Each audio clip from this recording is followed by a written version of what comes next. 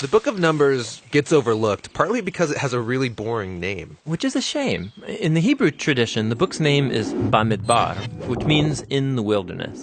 And it's an epic travelogue about Israel's journey through the desert on their way to the land promised to Abraham. Now, this pilgrimage should only take about 2 weeks on foot. But instead, it takes them about 40 years. That's crazy. It's practically half of someone's lifetime. Yeah, it's a very long camping trip with lots of interesting stories. But let's remember, it's most helpful to back up and start with how this book is designed. Right. So the book is broken up into 5 sections. There are 3 wilderness locations, broken up by 2 road trips that link all the pieces together. The first wilderness section is Mount Sinai, right here on the map. And then in the second section, they travel to a region called Paran. A whole bunch of things happen here in the wilderness of Paran. And then in this 4th section is Israel's road trip to Moab. The book ends with a large section in the wilderness of Moab, right across the Jordan River from the Promised Land. Now, through all of these sections, the storyline just flows like a gripping dramatic movie. Everything starts great, but then the trip goes horribly wrong, and it all ends with the final redemptive moment, the surprising act of God's grace. So let's jump into this story. It all begins at the wilderness at Mount Sinai, and we've become really familiar with this mountain. Yeah, if you remember, Israel came here after Egypt, and they formed a covenant with God here, got the 10 Commandments here, built the tabernacle here, and they've been at this mountain for 1 full year. And now they take a census to number the people as they prepare to leave. Right, and they're given these instructions for how to organize all those people in the camp.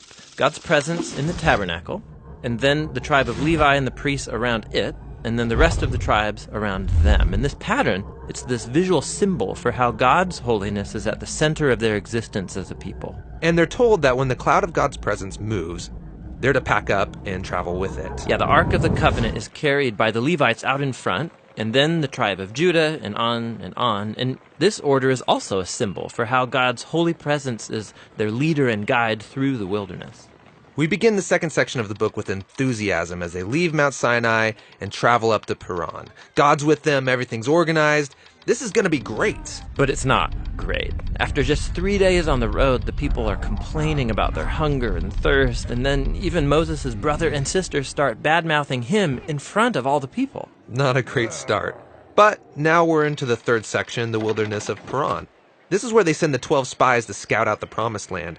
2 of those spies come back, and they're really optimistic. But the other 10 are freaked out, and they don't trust God, and they go around saying, we're going to get annihilated in there. And so they start a mutiny, and they try to appoint a new leader who's going to take all the people back to Egypt. And so basically, they are refusing to go into the Promised Land, and God honors their choice.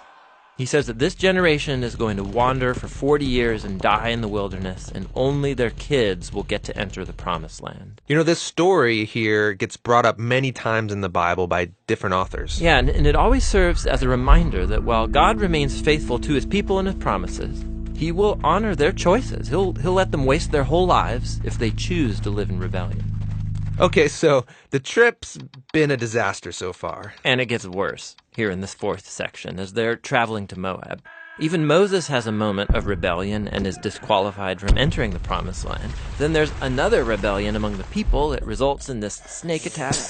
And what makes all these rebellions even worse is that every step of the way, God has been providing. He's been offering forgiveness. He's been giving them food and water and this crazy stuff called manna. Yeah, what is that stuff? Yeah, no idea. But in spite of all this, they keep complaining, and they say that they wish they had died in slavery in Egypt. If I was God, I would just give up on these guys. You would think.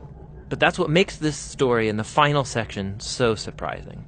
Israel has just arrived in Moab, and the king of Moab, he's freaked out that this huge group of people is traveling through his land. So he hires this pagan sorcerer named Balaam to pronounce curses on them. This guy means business. Yeah, and so Balaam, he says, okay, I'm going to pray to the Hebrew God, and let's see what happens. And 3 different times he attempts to curse them, but each time he finds that he can utter only blessing. Most surprising is the last blessing, where he prophesies that out of Israel will rise a victorious king. And this king is somehow going to be connected to God's promise to Abraham to bless all nations through this family. So here's Israel rebelling down in the camp, totally unaware that up in the hills, God is protecting and even blessing them. The book ends here in Moab. Israel's getting ready to go into the Promised Land. They count up everyone again, just like at the beginning. They're leaving the old generation behind, including Moses. But before they leave Moses, he gives them his last words of warning and wisdom. And that speech is what the next book, Deuteronomy, is all about.